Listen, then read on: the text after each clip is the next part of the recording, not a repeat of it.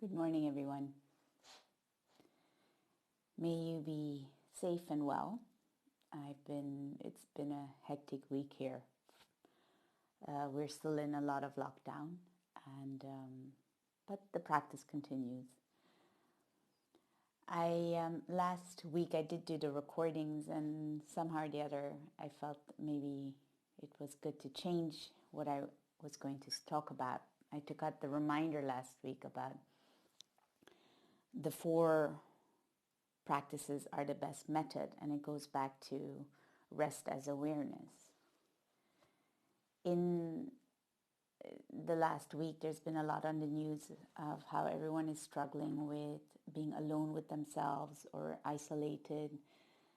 A lot of people just don't want to hear all this positive stuff, and they are struggling. We struggle with our minds, about our futures, what's going to happen. And sometimes when you sit in 4 walls and everything that you used to keep yourself busy with gets stripped away, you start seeing a lot of other things that you didn't expect would show up. And maybe I'm from the school of thought where I just think we shouldn't keep telling everyone to be positive and happy and joyful and smile and be fake. No. Nor do I feel that it's to tell someone it's okay to stay depressed and be always depressed and stay anxious and always stay anxious. And to backtrack, for years while traveling, I somehow feel for me it ended up being like a quarantine life or an isolation life because I struggled with this not wanting to be positive. Or every time I would hear a yoga teacher or a coach try to tell me that I had to be something, I struggled a lot with that. And I struggled a lot with it because I didn't feel I was trusting myself or getting to know who I am beyond my anxieties or having to cope with the self. And I decided I would stay I'd take as long as I needed, just so that I could become friends with myself and in a certain way have a mature relationship that's what I wanted. And so I took a break from everyone, and that was an isolation in itself, because you go from there's a certain point where you struggle between not being considered popular or approved by others, and every time you say something, people would say, "Oh, that's not how it's supposed to be." And yet I find myself in this isolation, pretty as if not much has changed. And I thought, okay, maybe it's between my head, or am I struggling or resisting something? And I thought, no, I got used to creating a certain practice with myself. And the practices go back to this four practices are the best method, which was, the first one was to just stop hoping, stop unhoping, stop just by stopping, meaning, I see it's there. And rather than justify it or have a dialogue with hope or fear, I just looked at it, or something within me is just looking at it and saying, okay, that it's there, and don't do anything about it. What happens if you don't do anything about it? Because I found myself often, when I do too much to get rid of anxiousness or trying to put a lot of hope in my life, that I'm doing too much. And it's exhausting me because I'm trying to force myself to be something. Which leads me to one of the practices, which was, why do I enjoy yoga? In the West, we like yoga because it keeps us fit and healthy physically. And in some ways, in a mental way, we are trying to convince ourselves that we're doing self-care. And I dropped that notion. I said, what if I just practiced yoga as just a means to just let the breath move and be at ease with the breathing?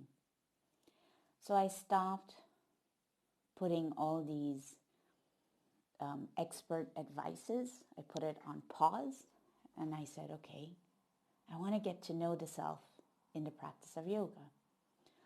So rather than doing all these vinyasas and exercise related, I slowed the practice down, or the practice slowed itself down, because I was just being with the breath. I noticed it moving in from the beginning all the way to the end of the beginning. I noticed itself pause and the beginning of the exhalation to the end of an exhalation.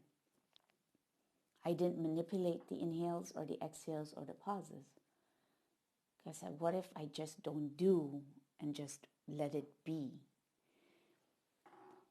Over time, and I'm not saying it's 1, 2, 3, over time, I found the voice relaxing. I found the self relaxing. And I didn't do an hour. I did up until the moment I could completely just feel. And that's where I realized that relaxation and breathing is such a useful tool.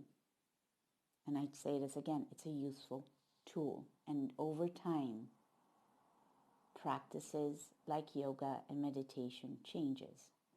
And with meditation, I stopped calling it meditation. I just did focused exercises.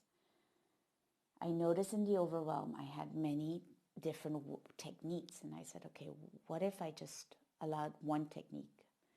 Did the one technique. And after a while, it served its purpose.